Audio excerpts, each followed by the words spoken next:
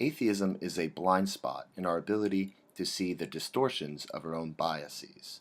It is the self-deception of the freethinker who believes himself to be above the oversimplifications of religion.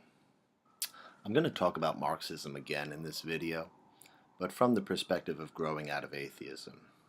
Because as I've said in my earlier videos on atheism, as we negate these sort of delusions of the past that are represented through religion, we, in my view, create this blind spot, this vulnerability, where we think that we have broken the spell of religion.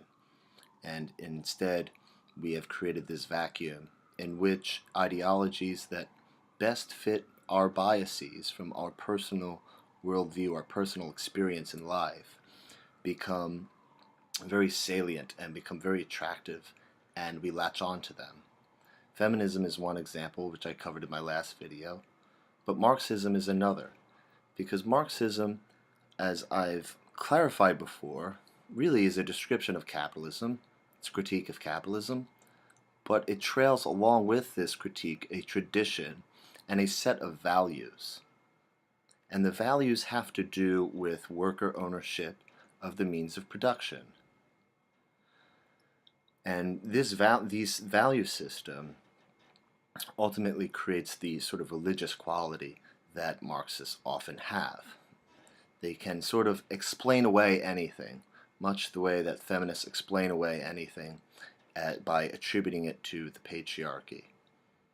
It's also the way a Christian may attribute the devil to a persuasive person, a person that suggests that their worldview is incorrect. That is then the devil speaking.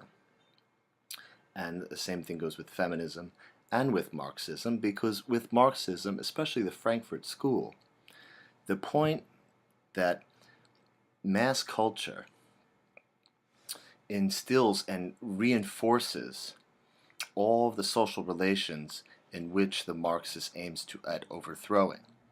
So everything then has this sort of stain of capitalism on it that is aimed at reproducing itself and expanding, accumulating capital. Once you've adopted this rather defeated point of view where everything is sort of aimed at reinforcing the existing power structure, your primary focus becomes aimed at convincing other people to adopt this point of view.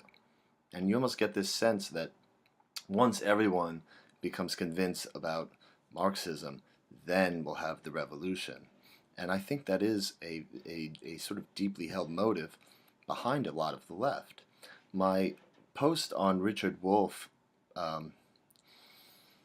emphasized this point because Richard Wolff has a very sophisticated sense of how the economy operates. And he has a very sophisticated sense of how to change it.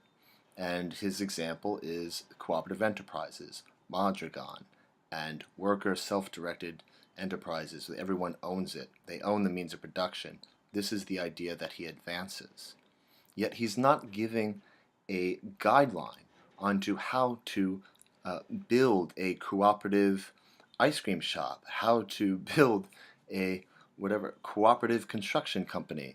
He's not offering a real solution. He is simply advocating for an idea. He is evangelizing. He is a sort of priest of Marxism.